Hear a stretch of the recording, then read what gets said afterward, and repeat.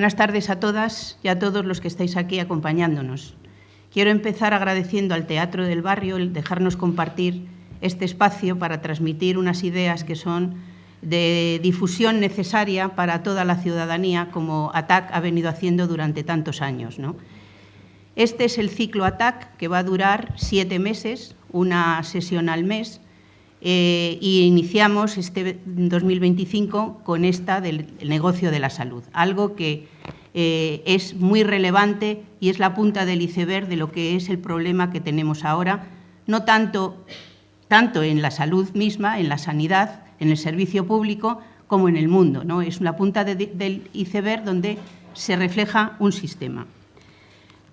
ATAC denuncia desde sus principios la globalización de los mercados financieros, la economía esa de casino que se utiliza para engrandecer grandes capitales con peligrosos modelos o productos financieros que realmente no están sujetos a la economía real. El problema que tienen, además, es que se ha globalizado de tal manera que están destrozando todas las cosas y están compitiendo con la verdadera globalización que debería haber en el siglo XXI, que es la globalización humanista. Esto obedece al sistema neoliberal, que ya se ha dicho aquí en el vídeo más o menos lo que es. Es un sistema de pensamiento en el que se trabaja simplemente sobre la economía o preferentemente sobre la economía con el mercado de libre competencia y cada vez este es más descarado, ¿no? Se elimina la intervención del Estado y se compite con el mismo, queriendo privatizarlo todo. Esto nace en Estados Unidos en los años 70 y se trae a Europa por Margaret Thatcher. En el año 95, la Organización Mundial de la Salud se convierte en un gran elemento supranacional que vende comercio y actúa por encima de las democracias. En el año 95 pasaba esto. 2 años después, Ignacio Ramonet publicaba un editorial que decía «Desarmar los mercados». Qué visionario fue Ignacio. Desarmar los mercados en aquel momento hubiera sido más fácil que ahora. Desarmar los mercados porque había que evitar el mundo de la jungla, ese mundo en el que estamos metidos ahora mismo, que estamos en el caos. Esto iba a incidir con unas víctimas que principalmente iban a ser los asalariados. Y daba algunas reglas. Es un texto que, bueno, es largo, pero he sacado algunas ideas, como era suprimir los paraísos fiscales, aumentar la fiscalidad justa a las rentas de capital y proponía un elemento que, bueno, se ha estado trabajando en él durante muchos años y se ha querido poner en marcha y, bueno, todavía no está funcionando, que es ese de las tasas sobre las transacciones financieras.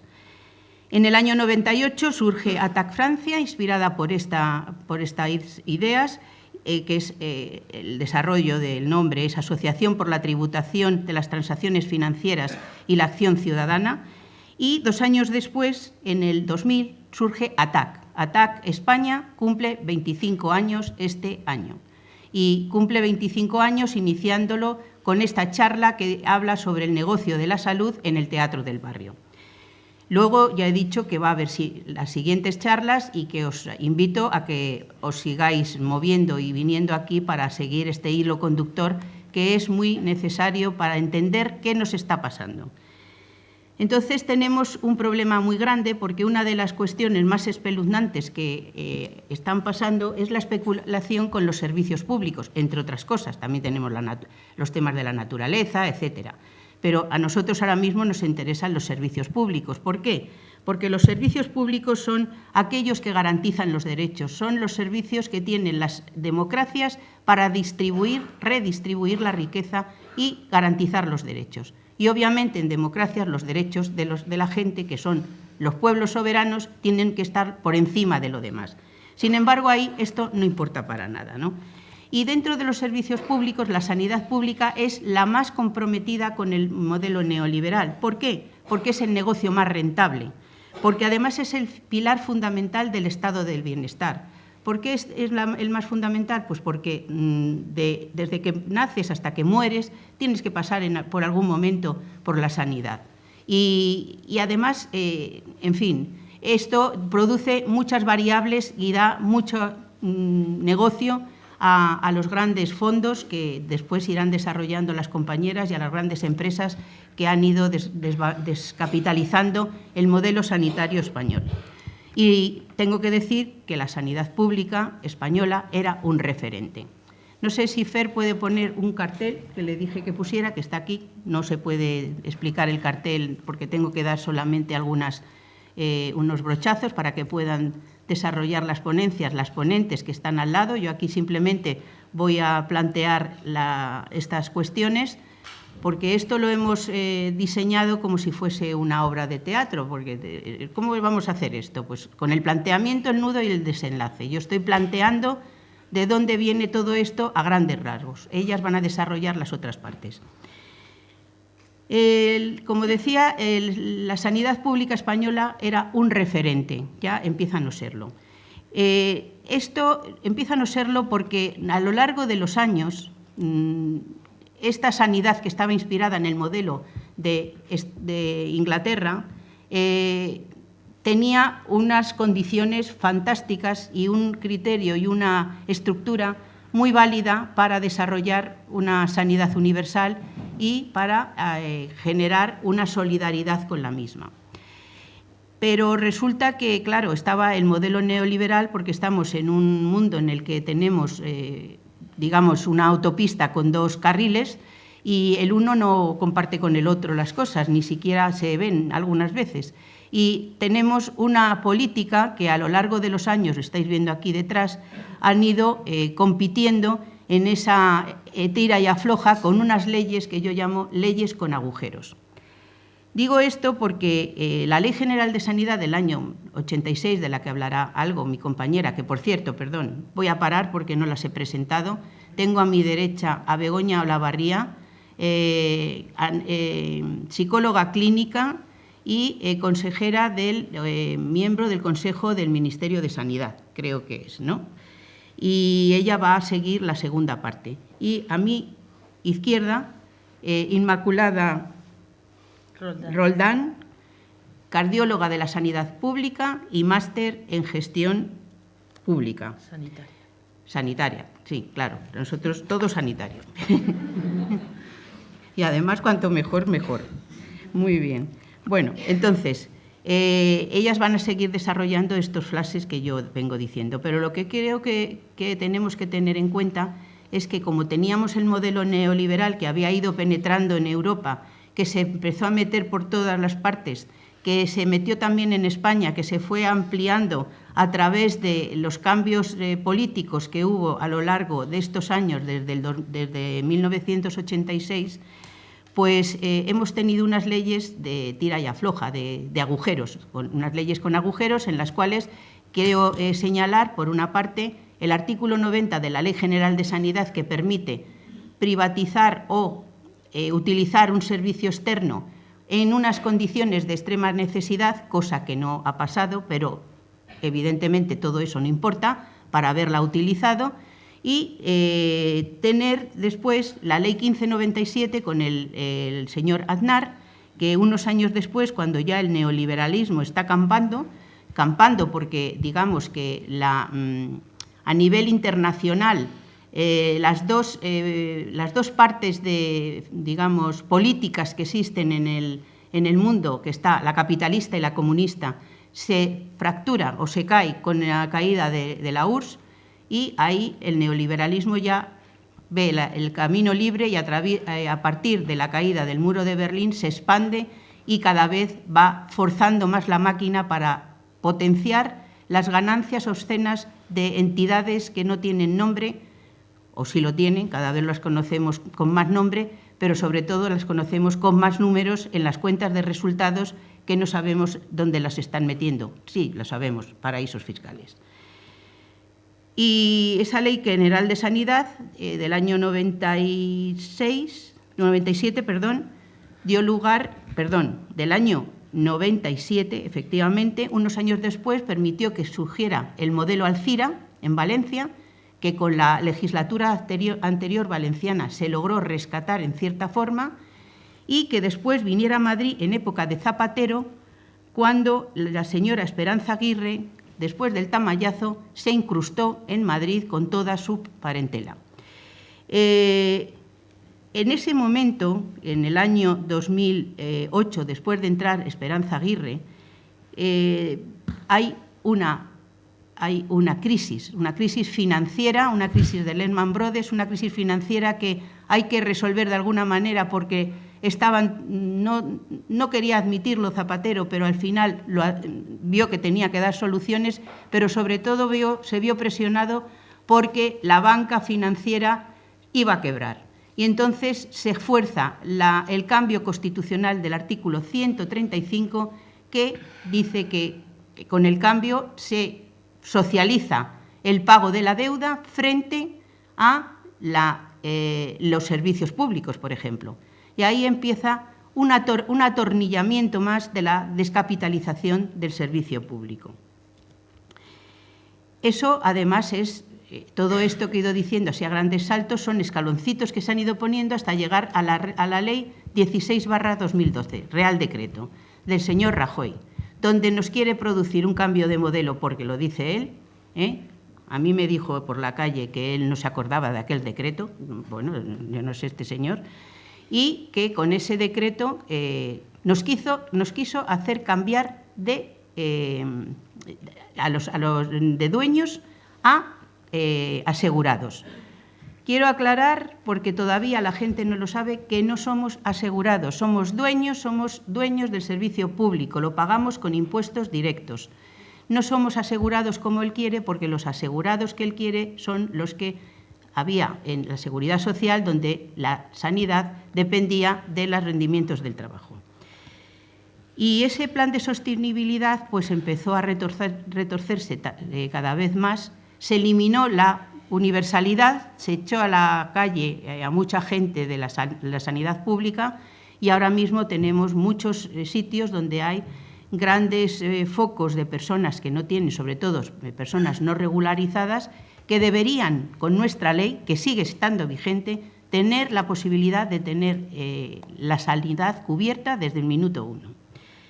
En fin, dicho esto, estas leyes con agujeros deberíamos de quererlas. Ya hemos pedido que se eliminen algunos artículos, que se resuelvan otras cosas, pero bueno, esto va muy lento y el problema sigue avanzando.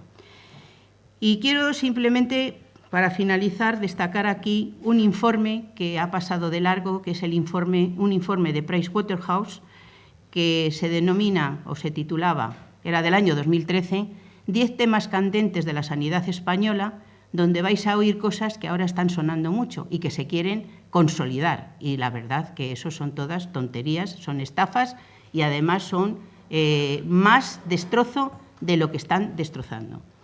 Decía que era necesaria la unión de empresas privadas, de seguros, de aprovisionamiento, de finanzas, para modernizar la sanidad pública.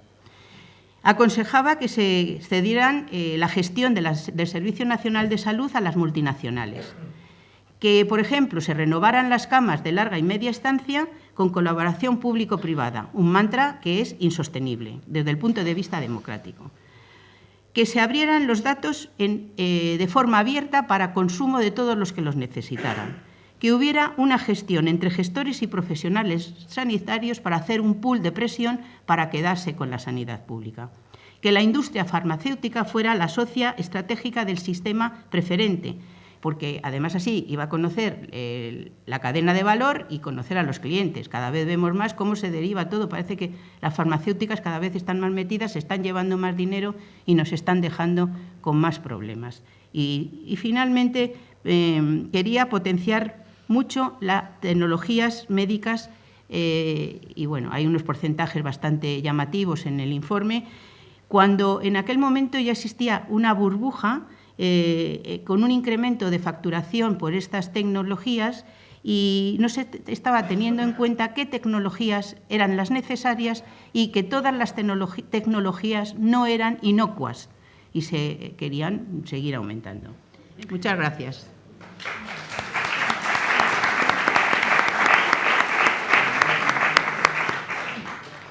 Bueno, muy buenas tardes a todas y a todos. Y primero, muchas gracias a Carmen Esbrí y, desde luego, a TAC y a la Marea Blanca por la puesta en marcha de este ciclo, empezando por el tema de la salud. Bien, como me invitaba Carmen, tengo que mencionar, aunque sea rápidamente, que nuestro Sistema Nacional de Salud sigue manteniendo unos buenos niveles de calidad.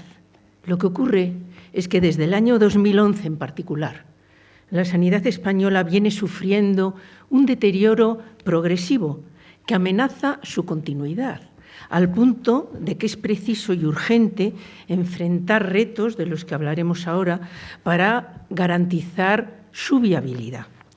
Cuanto más tiempo pasa, mayores son los daños y mayores también los riesgos.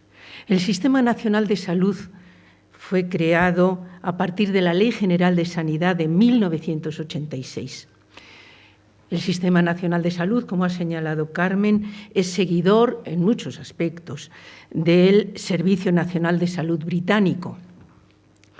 Y nuestro Sistema Nacional de Salud se estableció desde algunos lineamientos centrales que voy a mencionar muy rápidamente para que tratemos de comprender la trascendencia de modelo y a lo que apunta el mismo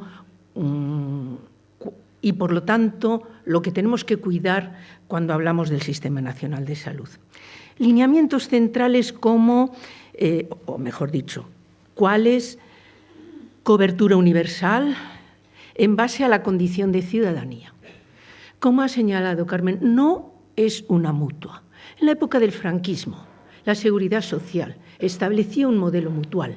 Quiere decir que las personas que trabajaban y tenían nómina, ellos y sus familias, durante el tiempo que duraba el contrato, tenían acceso a la Seguridad Social, a médico. Si no tenían nómina o bien se acababa el contrato, ellos y sus familias se quedaban sin esa cobertura sanitaria, porque se pagaba mutualmente, se pagaba a través del trabajo. Ahora, el Sistema Nacional de Salud, a través de la Ley General de Sanidad, establecía la salud como derecho ciudadano. Significa también esto pensar en la descripción, el establecimiento de un amplio catálogo de prestaciones organizada en 3 niveles de atención y vertebrada entre sí, a partir de lo que se dio en llamar, porque se llamaba así desde la Organización Mundial de la Salud, la atención primaria. Y la incorporación era la primera vez que se hacía en nuestro país de la salud mental. Por supuesto, con financiación pública. También pública quiere decir directa, presupuestos generales del Estado. Gestión mayoritariamente pública y descentralizada en las comunidades autónomas. Y el planteamiento de hacerlo con profesionales excelentes, bien formados y cualificados para el desempeño de su labor clínica, docente e investigadora. La apuesta por el sistema MIR no fue un accidente. Era verdaderamente una apuesta en línea hacia la excelencia responsable, de compromiso de los profesionales con el Sistema Nacional de Salud. Desde 1986 hasta 2010, la sanidad pública española avanzó paso a paso en cobertura poblacional, en prestaciones, en calidad de los servicios y en resultados en salud. Por ejemplo, la esperanza de vida al nacer en España en 2023 era la más alta de la Unión Europea y una de las más altas del mundo. Además, la mortalidad prevenible y evitable, que trata de medir de forma más precisa la efectividad de las intervenciones sanitarias, era la tercera más baja de la UE, es decir, excelencia. Ahora la cuestión es que no estamos en ese punto. Ha llegado el deterioro como decimos, desde el año 2010 y solamente mencionar, antes de hablar de los retos, algunas causas centrales de este deterioro. En primer lugar, y como elemento inmediato, los recortes sanitarios aplicados en la crisis financiera. En los años 2011 y siguientes se redujeron los recursos disponibles para sanidad, mientras al mismo tiempo crecían las necesidades de atención sanitaria. Ese recorte de gasto sanitario público fue consecuencia directa de la voracidad del capitalismo financiero global especulativo que lanzó productos financieros tóxicos, como todos sabemos, aquella crisis terrible, ¿no? Mientras los gobiernos del mundo redujeron controles y permitieron esas prácticas financieras. Bien, los rescates ante la quiebra llevaron a rescates con dinero público. ¿Y cómo se hizo? Con recortes en gastos sociales. Concretamente, pérdida de recursos mientras aumentaban las necesidades sanitarias que generaron una sobrecarga que aún hoy arrastramos porque se tradujo en aumento, entre otras cosas, de listas de espera, en la saturación de los profesionales, situación que con alivios insuficientes se ha cronificado. Otra causa, la insuficiente coordinación y cohesión del Sistema Nacional de Salud. La descentralización iniciada con la Constitución española y la Ley General de Sanidad fue muy positiva. Al acercar la gestión a los territorios, permitía un mayor conocimiento de los problemas y unas respuestas más ajustadas a los mismos, pero a lo largo de los años se han ido generando desigualdades y distorsiones sin que se haya puesto en marcha el uso adecuado de mecanismos correctores. De hecho, podemos hablar ya de 17 sistemas de salud distintos correspondientes a las distintas comunidades autónomas, con claras desigualdades en el territorio del Estado. Otra causa, solamente perfilarla, el mantenimiento, lo ha mencionado Carmen, de una legislación que permite una privatización parcelada, pero además en gran medida incontrolada. Y por último, la asignación de recursos que el Estado aporta a las comunidades autónomas no es finalista. Es decir, que dado el dinero a las comunidades autónomas, no se controla que el gasto se produzca verdaderamente en salud. Es asombroso, pero es así. Resulta que el sistema de la alta inspección del Ministerio de Sanidad, con una dirección general muy potente, muy potente, inutilizada directamente, está sin actuar desde hace décadas. Bien, entonces voy a hablar ahora,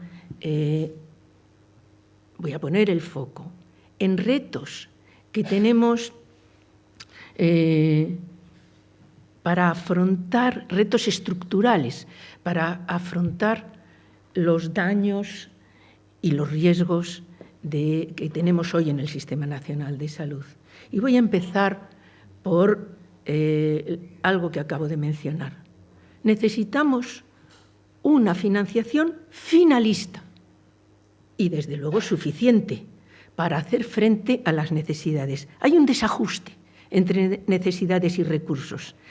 Entre 2010 y 2018, antes de la COVID, el Sistema Nacional de Salud había perdido un 20% de recursos anuales, es decir, más de 100.000 millones de euros. Aunque desde 2018 se ha producido una ligera recuperación que se reforzó entre 2020 y 2021 con los fondos COVID, el gasto sanitario público de 2022 comparado con el de 2009, en euros constantes, nos habla de que el incremento ha sido solo de un 3%. Es decir, una caída que para nada se ha recuperado y que cronifica la situación de pérdida de recursos. Un ridículo aumento, ese 3% de recursos en más de 10 años, que además contrasta con el crecimiento de las necesidades en el mismo periodo. La población total había aumentado un 3,3%, pero la población mayor de 65 años ha aumentado un 22%, y va a seguir creciendo en la próxima década. Y los mayores de 65 años concentramos la utilización de servicios varias veces más en relación con la media. Y ello tanto en atención primaria como en secundaria y en terciaria. Además, ha aumentado la prevalencia de enfermedades con un alto coste de tratamiento. Según el Ministerio de Sanidad, entre 2016 y 2022, la prevalencia del cáncer de mama ha aumentado un 35%. La del cáncer de tráquea, bronquios y pulmón, un 30,8%. La de cáncer de colon y recto, un 26,5%. De la misma manera, la prevalencia de problemas de salud mental ha aumentado un 32%. Y los problemas de salud mental en menores de 25 años registrados en atención primaria casi se han duplicado en este periodo. También ha aumentado la incidencia y la prevalencia de enfermedades neurodegenerativas, endocrinas, reumáticas, etc. Otro elemento que confirma el aumento de la demanda es la prevalencia media de incapacidad temporal por contingencias comunes, las bajas laborales. Su prevalencia era de 25 por cada 1.000 habitantes en 2010. Ha pasado a 51,9 en 2023, más del doble. Así pues, la estimación de las necesidades de atención respecto a 2009 sería de al menos un 20% más. Por lo tanto, sería preciso disponer como mínimo de un 20% adicional de financiación, unos 22.000 millones de euros anuales, equivalente al 1,5% del PIB. Y podemos pensar, no se puede, sí se puede. La lucha contra la evasión y el fraude fiscal resulta central, así como la verificación de que las prestaciones que proveen las comunidades autónomas se adecúan a la cartera de servicios obligados del Sistema Nacional de Salud y el gasto de las partidas recibidas para sanidad en las comunidades autónomas que se gasten verdaderamente en este campo. No es suficiente aumentar los recursos, es necesario, pero no es suficiente. Hay que asegurar que se dedican a sanidad. Conviene tener en cuenta que si el aumento de recursos llegara a través del modelo de financiación autonómica actual, sin condiciones, serán las comunidades autónomas las que decidirán qué parte de ese dinero se destina o no se destina a sanidad.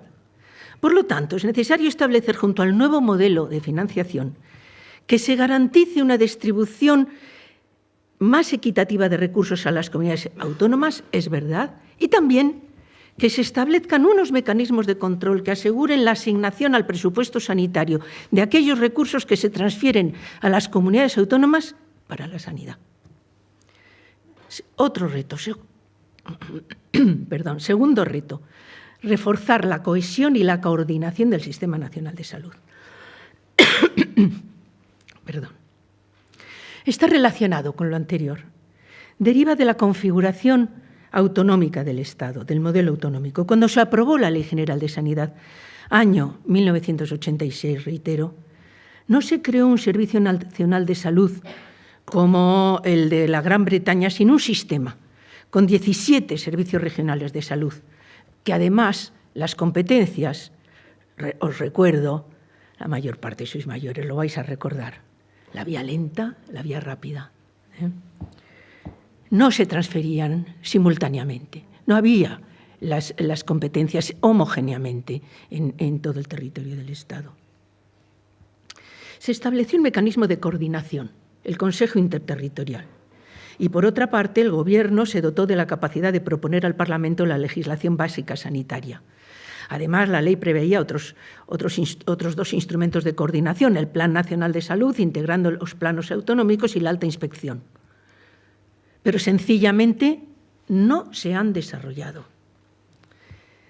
Bien, me dicen que tengo 5 minutos, así que voy a pasar al tercer reto. ¿Pueden ser 6? Pueden ser 6. Impulsar la salud, seguramente lo vamos a retomar. Impulsar la salud en todas las políticas. Necesitamos impulsar la salud en todas las políticas. Es una estrategia que va más allá del Sistema Nacional de Salud, pero que éste debe liderar.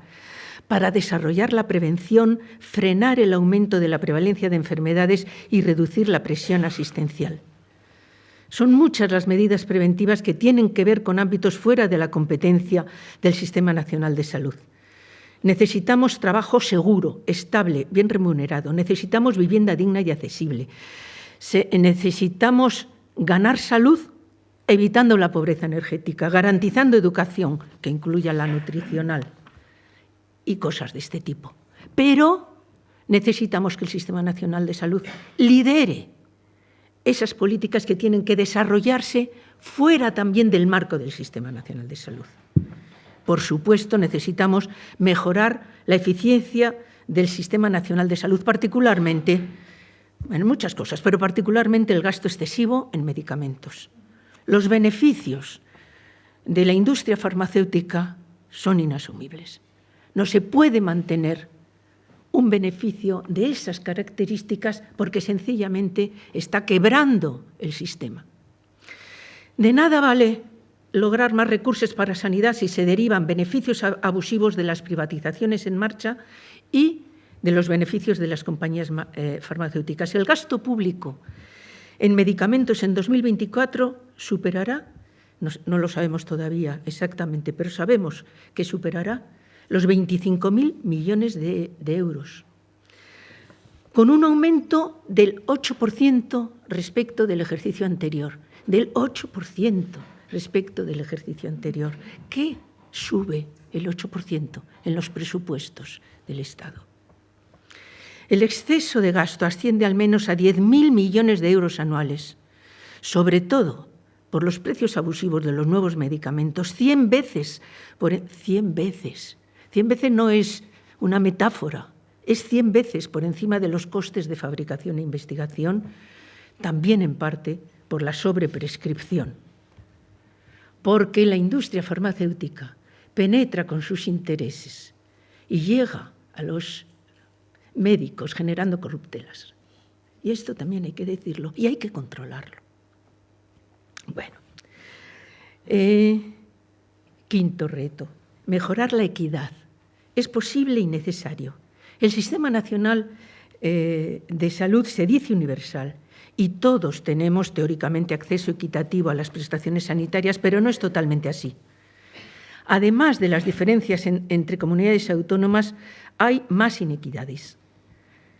Por supuesto, restan algunos colectivos de personas sin acreditación para obtener la tarjeta sanitaria, pero además perviven subsistemas de cobertura pública diferentes, mutualidades, mutuas, sanidad penitenciaria. Hay prestaciones no cubiertas o de muy baja cobertura que generan falta de equidad en el acceso y obligan a quien tiene medios a buscar la atención en la sanidad privada, odontología, podología, fisioterapia, la cobertura es bajísima, y en gran medida la salud mental, entre otros. No porque no esté cubierta, sí está cubierta, pero no suficientemente. 6 meses de espera. No puede ser. No puede ser en adultos. ¿Cómo va a ser en niños? ¿Ustedes se dan cuenta? 6 meses para un niño, lo que representa.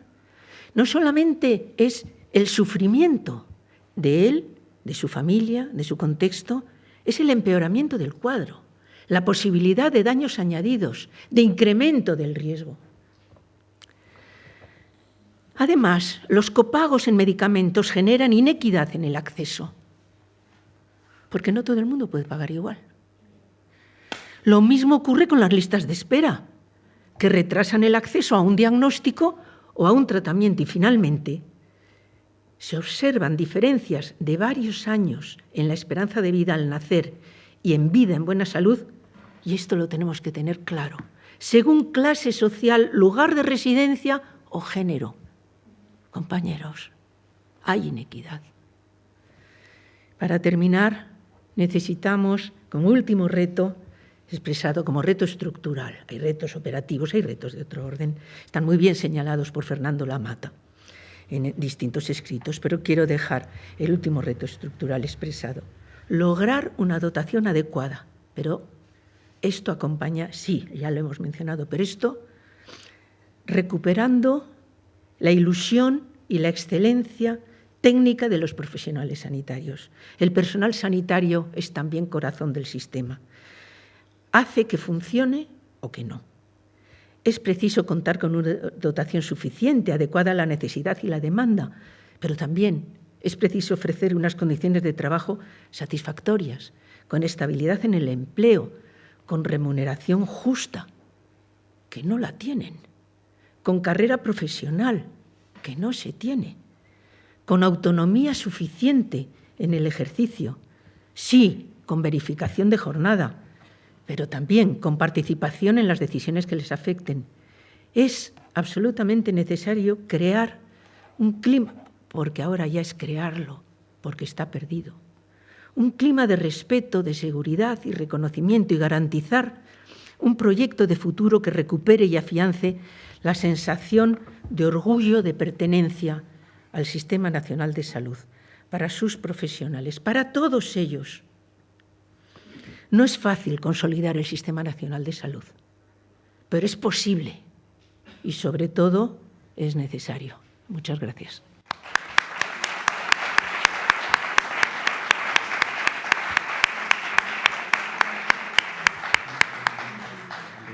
Inmaculada. Buenas tardes a todos. Me alegro que sigáis aquí, pese al trago de este drama esperpéntico que ha tenido una iniciación, un nudo y me ha tocado el desenlace. El desenlace, ya os hago un spoiler utilizando un anglicismo, y consiste en que no es bueno porque la privatización de la sanidad pública goza hoy día de muy buena salud. Y yo lo que quiero desenterrar con vosotros es cuáles son las claves que, a pesar de todo lo que nos han explicado, sigue apoyando esta deriva hacia que la ciudadanía se quede desprovista de su derecho a la salud. Y para ello vamos a pasar por cuál es el momento clave, cómo fluye el dinero de lo público a lo privado, cuáles son los beneficiarios, cómo entran en todo esto los fondos buitres, por qué la ciudadanía no se da cuenta de que le están desposeyendo de su derecho a la salud y si entre todos tenemos solución a donde nos encontramos. Mirad, la privatización de la sanidad goza de buena salud porque los recortes reiterados y el deterioro de la sanidad pública son el principal incentivo para que surja una medicina privada. Y las políticas, cuando nos digan que no es política, no es verdad. Es la política neoliberal la que utiliza esta primera estrategia para que se favorezca la aparición de la sanidad privada. Y esto viene ocurriendo no ya en el 2011, como decía mi compañera Begoña, que fue la debacle. Viene ocurriendo desde 1986 con ese artículo 90 descafeinado que permitía pequeñas concesiones a la privada, como por ejemplo una concertación, cuando era realmente necesaria y el sistema privado manifestaba y demostraba que podía ofertarla en mejores condiciones. Nada de esto se ha cumplido.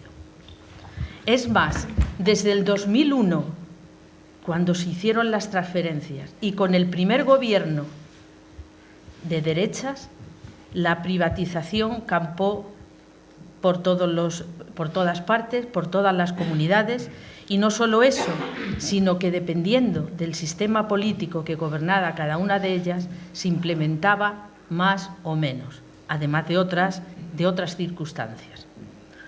Es además muy acentuado después de la crisis de 2008 y de la pandemia, y esto además sirvió a la administración neoliberal como excusa para seguir manteniendo el deterioro, los recortes y la falta de recursos de la sanidad pública. Pero hay amigos, la privatización de la sanidad pública incrementa los costes de manera logarítmica, pero sobre todo lo que hace es mercantilizar un derecho fundamental de todo ciudadano. De hecho, el principal pilar del bienestar social. Fijaros, cuando Inglaterra salió de la Segunda Guerra Mundial, quiso hacer algo que cohesionara a la población y que le diera un patrimonio que había perdido. ¿Y qué fue aquello? El Servicio Nacional de Salud.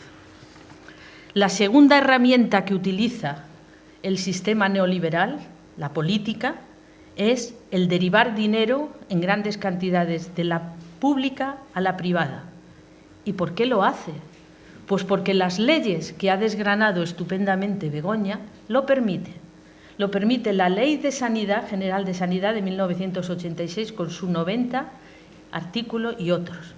Pero además lo corrobora directamente la Ley del 15 de 97 porque define claramente la forma de hacerlo, las nuevas formas de gestión. ¿Y cuáles son esas? Yo sé que las conocéis, pero es obligado decirlas. Las formas que tiene la administración pública de derivar dinero hacia la privada son muy claras. La concertación. La concertación es dar una asistencia a un ciudadano, a un hospital, a un colectivo, mediante una empresa privada de sanidad. Y se hace firmando un documento, un contrato que se llama de concesión y que está bien establecido en dichas leyes. La otra gran agujero de dinero es la concertación. ¿Cómo se ha podido permitir que se hagan hospitales cuya gestión es indirecta, la llevan las entidades, empresas privadas, aunque sean servicios públicos? La otra gran agujero es la derivación. Arropándome en que hay mucha lista de espera y mucha demanda, yo incentivo desde la Administración, volvemos a la política neoliberal, el que la gente, mediante la elección, la libre elección, pues acepte ir a la Fundación Jiménez Díaz, al Hospital del Norte, a aquellos hospitales privados de gestión, hospitales públicos de gestión privada. Y por último, que se nos olvida, porque esta batalla ya la tenemos, hemos hecho tantas batallas que las olvidamos, la externalización.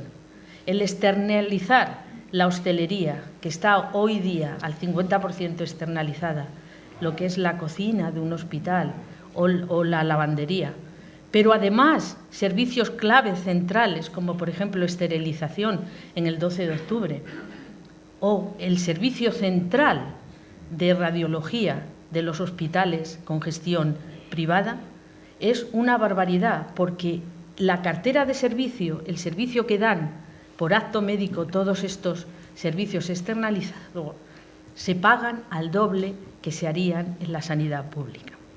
Por último, tienen una herramienta ideológica, además de la neoliberal, que son las mutualidades franquistas que no se han derogado, principalmente Muface. En la Ley General de Sanidad de 1900... ¿Ha pasado algo? En la Ley General de Sanidad de 1986 daba un plazo de 18 meses para que se asumieran los mutualistas en el régimen general. ¿Vosotros os acordáis de 1986? A mí me faltaban 2 años para ser médico. Y desde entonces seguimos en estas. Y por último, lo que ha dicho, y yo quiero repetir porque es otra de las estrategias, es que la sanidad no es su fiscalidad, su financiación no es finalista. Y para decirlo más claro, eso hace que si el Gobierno central rescata a las 17 consejerías de sanidad con dinero, por ejemplo, de la COVID, de Europa, la Comunidad de Madrid puede gastárselo en el chiringuito del Español dentro del Español o en toros. Es así de claro, no es de otra manera. ¿Y por qué yo insisto en las mutualidades franquistas? Porque las mutualidades franquistas tienen consecuencias que ni siquiera los mutualistas, si no nos saldrían a la calle a reivindicarlo con los sindicatos, conocen. ¿Y por qué es importante estas consecuencias? Porque mirad, las mutualidades, Muface, Mugeju, IFAS, ofertan con dinero público sanidad privada a altos cargos de la función pública, pero que son funcionarios, catedráticos, los famosos magistrados, los generales, gente muy, muy influyente sobre las administraciones y sobre el público. Y ellos tienen el concepto de que tener una mutualidad como Muface es un privilegio. Son críticos con la atención primaria porque ellos no la disfrutan y, por tanto, influyen sobre la población, queriendo todo el mundo ver que ellos también tienen derecho a ese privilegio. Y lo que se olvidan los propios mutualistas es que es súper perjudicial para ellos, porque al no beneficiarse de la atención primaria comunitaria, está absolutamente demostrado y publicado en Lancet, no en OK Diario, que su mortalidad esperada aumenta. Y por último, la sanidad pública va a tener que asumir finalmente el mayor gasto de estos mutualistas, porque cuando necesitan un marcapasos, son mayores, como decía Begoña, una operación de corazón, de cerebro, evidentemente la selección de riesgo los va a llevar de cabecita a la sanidad pública. Para que sepáis un dato, en 2023, 1.300 millones en ese año se llevaron las mutualidades. Están pidiendo un aumento del 33,5% que ya han conseguido. Y aún así siguen insistiendo en que hay que subirlo por lo menos al 40%. Pero ¿cómo puedo yo valorar, para que vosotros os lo creáis, que efectivamente la privatización goza de buena salud? Pues es muy fácil. Lo mejor es acudir a los informes que realiza la Federación de Asociaciones de la Sanidad Pública, porque utiliza todos los datos públicos del Ministerio de Sanidad, del Barómetro Sanitario, del Instituto Nacional de Estadística. ¿Y qué ha demostrado el último informe, que es de mayo del 2024, no hay otro posterior? Pues cogiendo todos los datos del 2023, en resumen os voy a decir que la privatización, dato objetivo, ha subido en este país al 28% del total. La OCDE establece un 24% para los países que monitoriza. Y el gasto de bolsillo, la odontología, el pago que decía Begoña, ha subido el 21%. Está la media en el 18%. Pero es que además el estudio nos dice que la aseguración en España mediante una póliza privada ha subido en la clase alta y media alta un 50%, mientras que en la clase baja está por debajo del 20%. Y además este estudio lo que hace es comparar una comunidad con otra y vuelve a demostrarse lo de siempre. Falta cohesión en el Sistema Nacional de Salud, porque incluso en la privatización es completamente diferente de una comunidad a otra.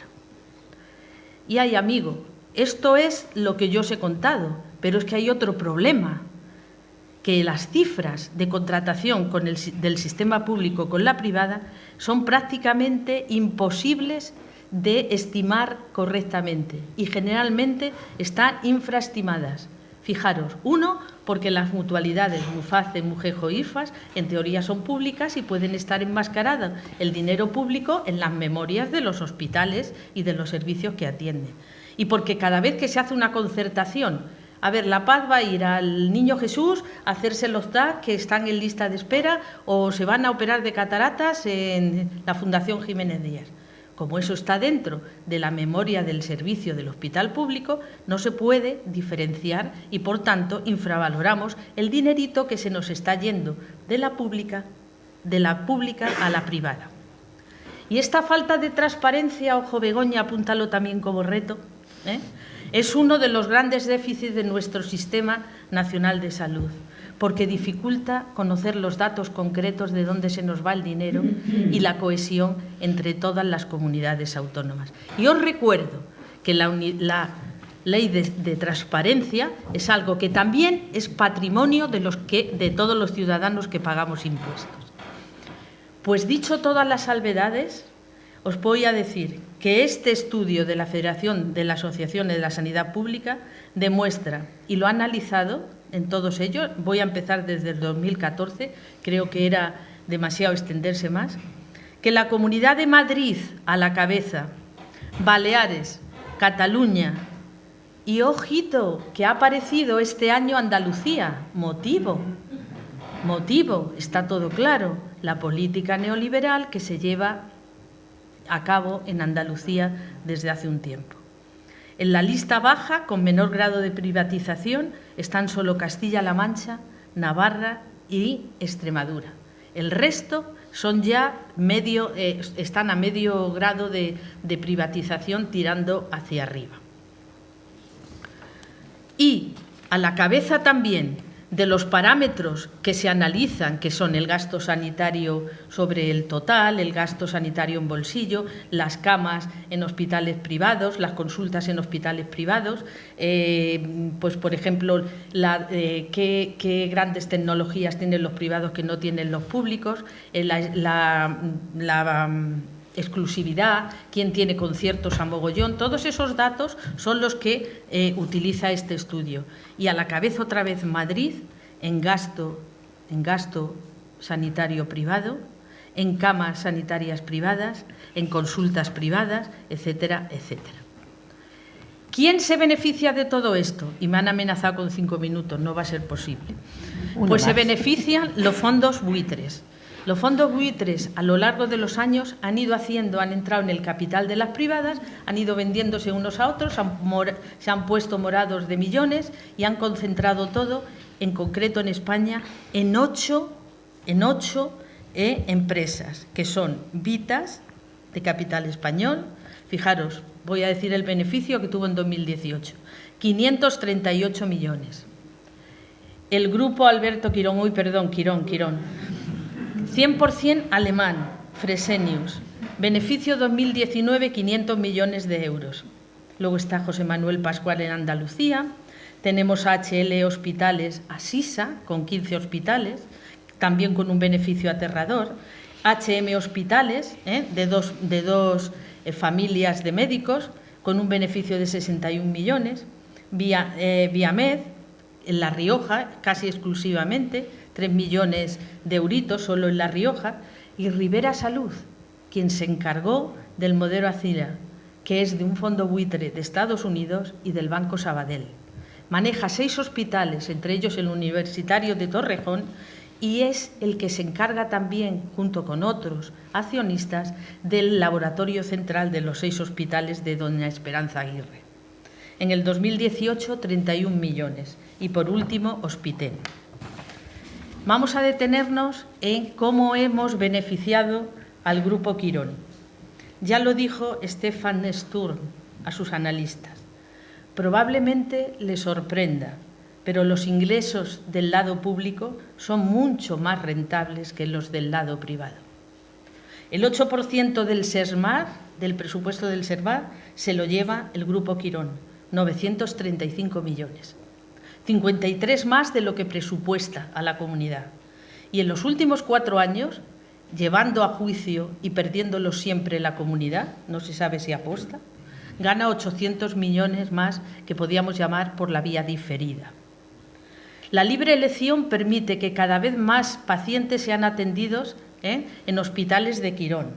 Cuando el hospital de Quirón consigue un paciente, la cantidad de actos médicos que hace se multiplica innecesariamente y, por tanto, el dinero que se gasta en ellos. Son totalmente opacos, no podemos conocer exactamente lo que gastan y lo que le cobran a la sanidad pública. Pero sí sabemos que en el 2023 Quirón se llevó de la Comunidad de Madrid 4.777 millones de euros. Y así llegamos al desenlace triste de que la ciudadanía está desprovista de su derecho a la salud. Se ha creado una segregación clara en la población. No la vemos porque algunos nos creemos que todavía somos privilegiados, pero hay desigualdad, inequidad y exclusión, porque solo las personas que tienen poder adquisitivo tienen acceso a una póliza que recaerá sobre el sistema público por la selección de riesgos, como decíamos. Y porque además aumenta la mortalidad, ya lo hemos dicho, y porque esta gente no se beneficia de la medicina primaria y de la comunidad. Y el objetivo final de la política neoliberal es que, sin darnos cuenta, nosotros mismos vayamos aceptando que no tenemos un derecho a la salud, sino que es algo particular nuestro, que tenemos que proveer como el que se provee de calefacción en su casa. Es así de claro, eso es lo que persigue la política neoliberal. ¿Tiene solución toda esta debacle? Pues mirar, tiene muchas soluciones, algunas las ha esbozado Begoña, pero sin el empuje de la ciudadanía, exigiendo continuamente, machaconamente, de forma continuada, que se tomen medidas para acabar con todas aquellas leyes que hablan de coordinación público-privada y se empeñan en que nos den los métodos adecuados para robustecer de nuevo el Sistema Nacional de Salud, esto no se va a solucionar. De hecho, los ciudadanos tenemos que recordar que tenemos, por el voto, una forma facilita de debilitar las políticas neoliberales. ¿Y cuáles son lo que yo propongo que se siga machaconamente? Pues mirad, uno, garantizar la atención adecuada al ciudadano. La financiación, que está paralizada en 6,7 desde el 2023, tiene que ser del 7,2 del PIB para sanidad y un 25% directamente para atención primaria. La gestión del Sistema Nacional de Salud, de alguna manera, tiene que ser finalista y directa. Tenemos que derogar todas las leyes que permiten la cooperación público-privada, que están ya bien esbozadas. Tenemos que revertir las concesiones y los conciertos. Y tenemos que organizar la sanidad cuidando al personal, dotando la atención primaria, todos los estamentos, la salud mental, la salud pública, que es una vergüenza en este país, y que se devuelva la eficiencia, la calidad y la equidad al Sistema Nacional de Salud. Hay que exigir que se trabaje mañana y tarde, con toda la maquinaria sanitaria a tope en esas jornadas. Tenemos que pedir a la Administración que desarrolle una ley de garantía de listas de esperas, con normas claras de cómo se entra, de cómo se sale. Y además que tengamos la posibilidad de que la alta inspección se utilice para ver el cumplimiento en cada comunidad. Tenemos que promover que el Ministerio de Sanidad sea otra vez líder y utilice un mecanismo que es el Consejo Interterritorial para ser líder y exigir a través de la alta inspección, al menos salir en la prensa, aquellas comunidades que no cumplen lo que tienen que hacer con los demás. Por ejemplo, se me ocurre, el Ministerio de Sanidad, a través de la Cámara de Comercio, podría fiscalizar y absolutamente poner negro sobre blanco lo que se gasta de presupuesto de la sanidad de manera clara en cada una de las privatizaciones que ella ha permitido conscientemente con su política neoliberal. Y hasta aquí siento la depresión, pero esto es lo que hay.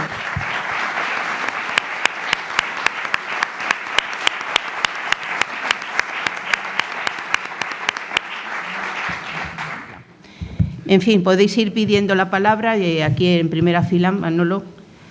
No, solamente una pregunta, y es ¿cuál es la situación de los médicos, de los sindicatos médicos? Porque me viene a la memoria lo que ha ocurrido hace muy poco tiempo respecto a la propuesta de luchar contra las incompatibilidades. Es decir, todo ese proceso de segregación o de lanzamiento de la actividad pública hacia la privada tiene que ver también con la propia actividad de los médicos.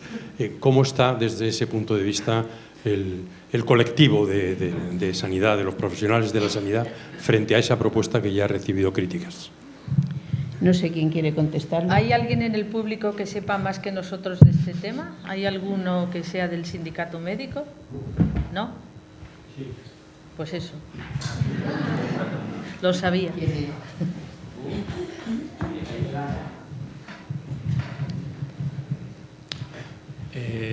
Lo que se ha planteado en el borrador, te refieres a la modificación del Estatuto Marco que se está ahora mismo negociando.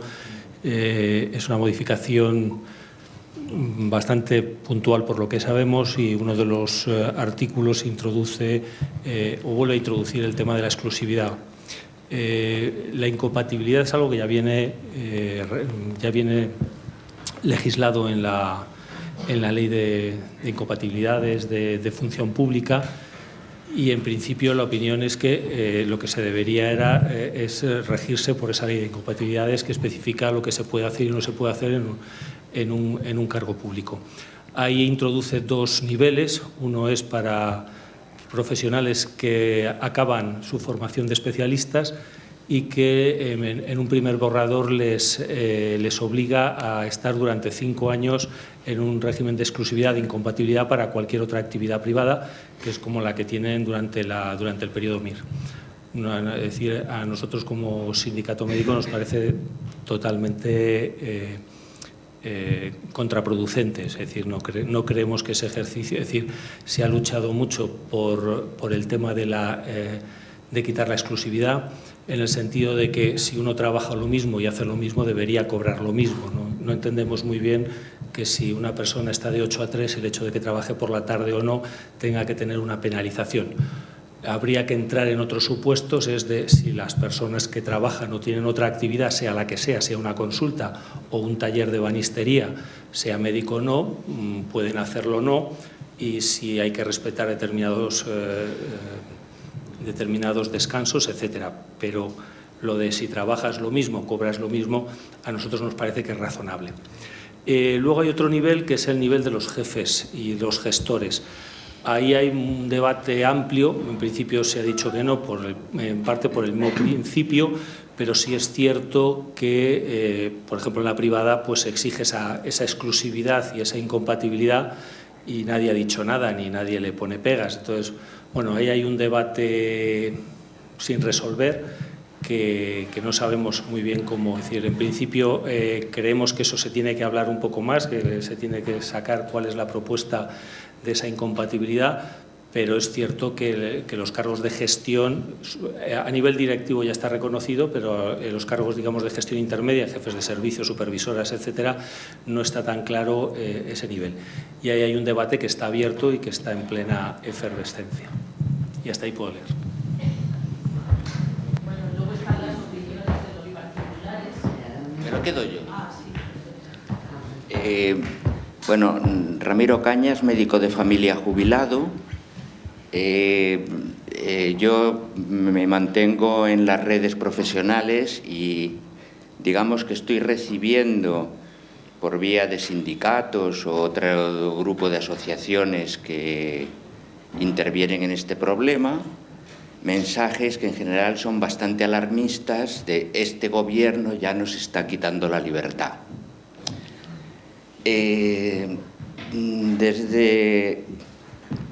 Hay una primera aclaración que creo que la ministra de Sanidad lo ha aclarado muy bien en un tuit que se ha hecho público, es que se está iniciando una negociación, se está en una fase en la que todo está abierto a discusión y, por tanto, el alarmismo que desde algunos sectores médicos se está planteando con esta ley se está, digamos, tratando de dinamitar todo el proceso. Es verdad, y yo estoy totalmente de acuerdo, en que nadie trabaja por amor al arte. Yo creo que eso es un hecho que hay que admitir.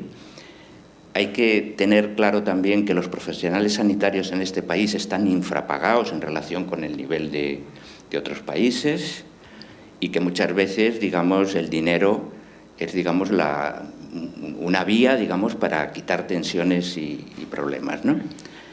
Pero a mí me gustaría intervenir en relación con un hecho que, por ejemplo, hay muchos, no sé si recordáis un nombre, los que tengan una edad lo recordarán, Ramiro Rivera. Fue un caso memorable de un señor que tenía el papo de trabajar en la pública e irse todos los días a la 1 a su privada cuando tenía que estar hasta las 3. Ahora, la incompatibilidad horaria nadie la discute, pero se hacía y se reivindicaba desde el punto de vista de la libertad, ¿no? Entonces, hay un caso que a mí me parece bastante memorable, que el compañero lo menciona, que es el de los jefes de servicio. Los jefes de servicio, dice la ministra en este tuit que menciono, en ningún país se concibe que un alto directivo trabaje en la Coca-Cola y en la Pepsi-Cola al mismo tiempo. Un jefe de servicio de otorrino de un hospital público puede tomar medidas organizativas que provocan que ese servicio gestione menos pacientes y esos pacientes se van a ir a su privada, que es a la que él se va al lado. Entonces, esto es una incompatibilidad que a mí me gustaría plantear aquí, que es de libro y que es inadmisible que se esté alborotando a todo el mundo diciendo viene Chávez, o sea, viene el bolivarismo, cuando son cosas que hay que discutirlas, hay que negociarlas y hay que llevarlas a puerto. Bueno, nada más.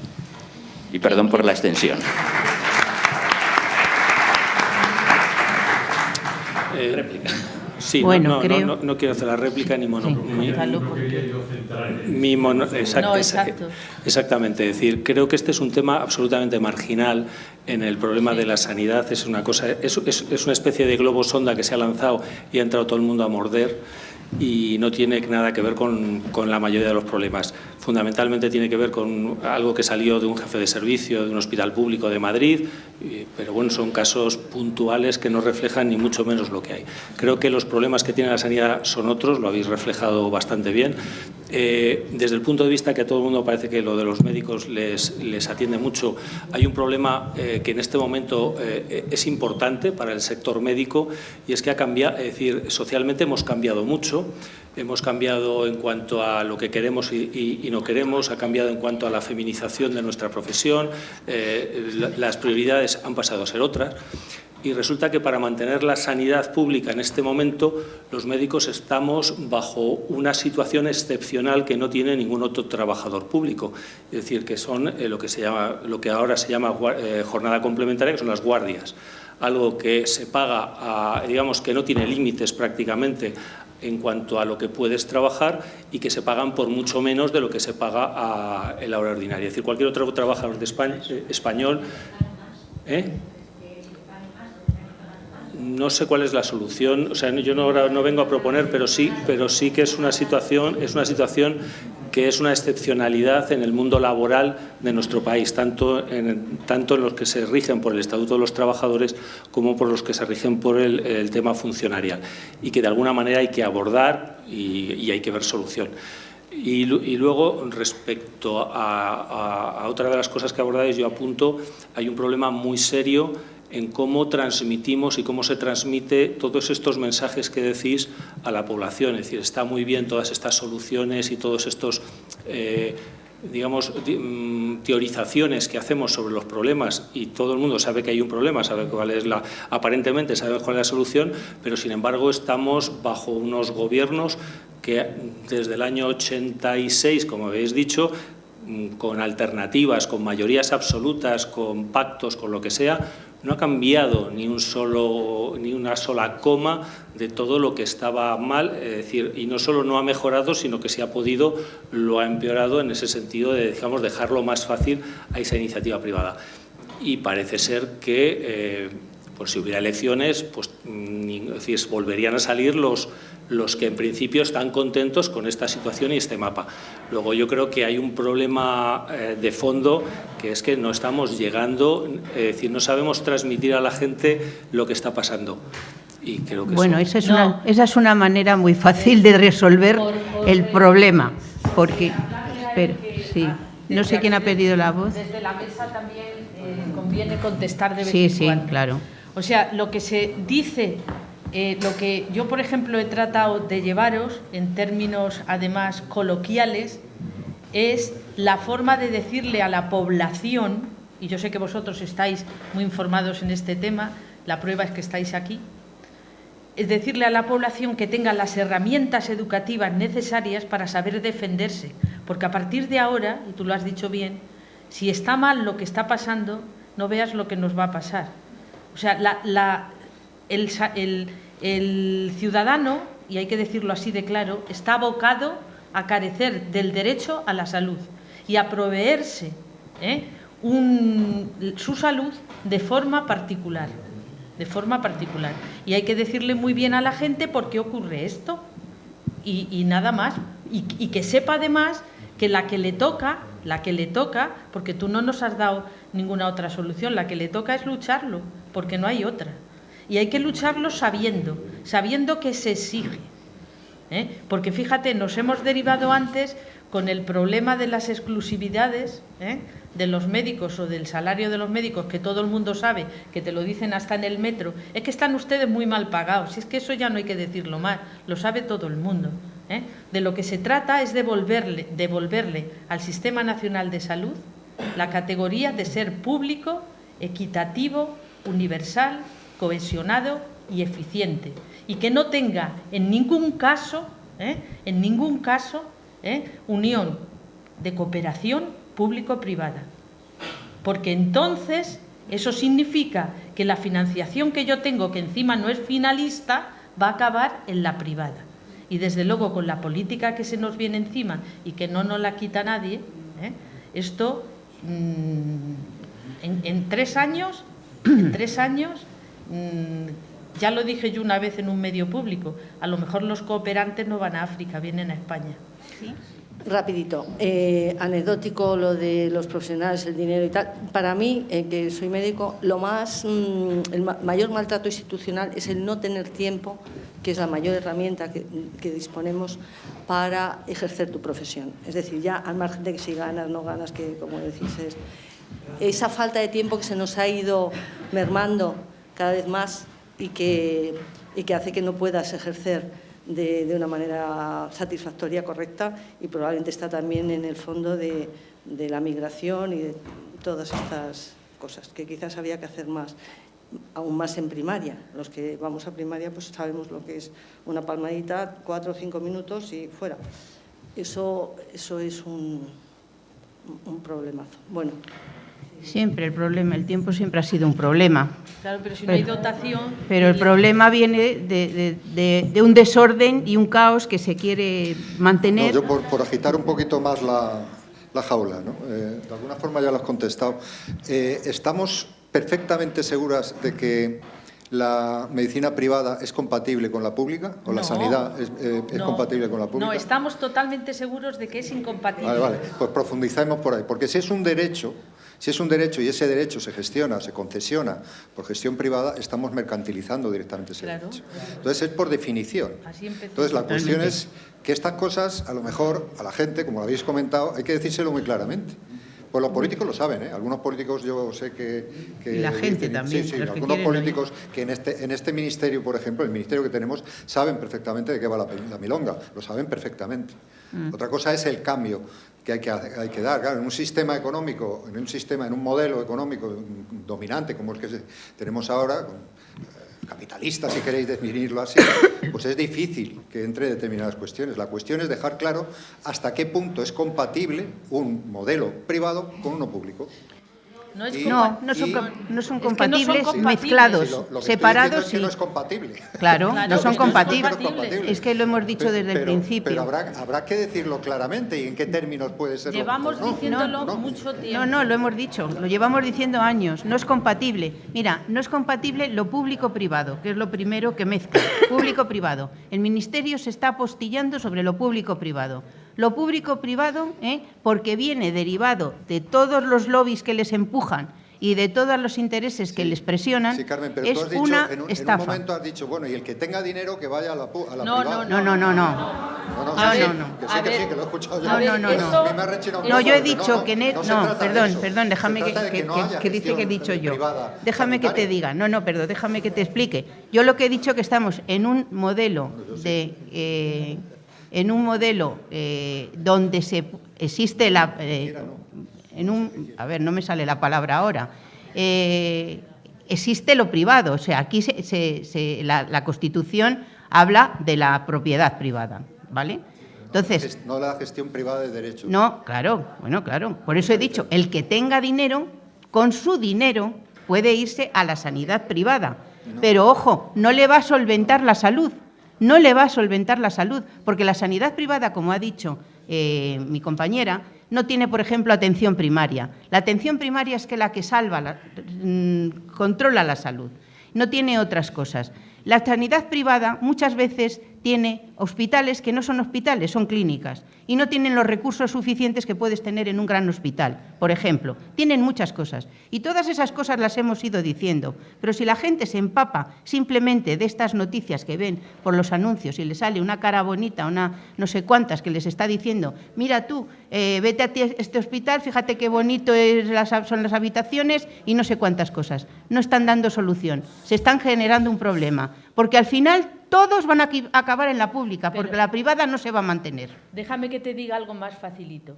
Lo que nosotros No, a mí no, a estamos- la gente. O sea, Sí, yo no, creo pero que lo quiero tengo decir, claro. Yo creo que lo antes tengo de que claro. antes de que se me vaya, porque creo que así empecé yo diciendo el tema. El tema es que si yo lo que hago es recorto en sanidad pública, la deterioro y digo que necesito la privada. Y como la necesito la privada, cojo el dinero que tengo para la pública y se la doy a la privada. Y después le digo a los ciudadanos que es que esto es muy caro y no lo puedo pagar. Sí lo puede usted pagar. Separe la cooperación público y privada, coja ese dinero que está derivando en concertación, en concesión, y haga usted buena dotación, pague bien a los médicos, vigile bien sus jornadas laborales, valórelos, haga negociaciones, como estaba diciendo el compañero, de si merece la pena que tengan exclusividad o no. Yo me voy a decantar. Yo creo que es absolutamente necesario que tengan exclusividad. Así de claro te lo digo, ¿vale? Y mejora las condiciones. No puedes tener a un médico de familia sin hacer medicina comunitaria y prevención porque tiene que ver 60 pacientes al día, no puede contactar con el especialista que tiene a sus pacientes del área, no puede hacer contacto con salud mental, no puede hacer siquiera qué opina la salud pública de este país, que se nombró a un director general que en teoría iba a ser la salvación y sigue sin remontar. Es decir, estamos deteriorando, esto no se nos puede olvidar, estamos deteriorando a posta la sanidad pública para necesitar a la privada, para darle el dinero, para que mejoren las empresas y después decir que no tenemos dinero para la pública. Es así de Pero claro. es más, hay más, hay más. Y ideológicamente... Porque sigue habiendo privada. Claro, Si no claro, hubiera, pero si yo no... Si no hubiera privada. No. Vamos a ver. No. Nadie está diciendo aquí, nadie dice que el que quiera hacer un negocio y ponga una privada, tú vengas y se la prohíbas. Eso sería otro escalón que yo no voy a No, decir porque lo que opino. es que- Es decir, la privada que vaya por su lado. Es más, si yo fuera un usuario de la privada, exigiría a la privada que tuviera servicios jerarquizados, que tuviera trabajo en equipo, que tuviera al menos los criterios de la Joint Commission para saber si están dotados para dar sanidad a una población. Formación continuada. Y formación continuada, etcétera, etcétera, etcétera. Pero eso es otro problema de la privada. Yo Claro. lo que estoy proponiendo, y que tiene que saber el ciudadano, que su patrimonio es la sanidad pública, es suyo, y la tiene que defender y evitar que haya cooperación público-privada porque le están quitando el dinero y deteriorándosela. Es que...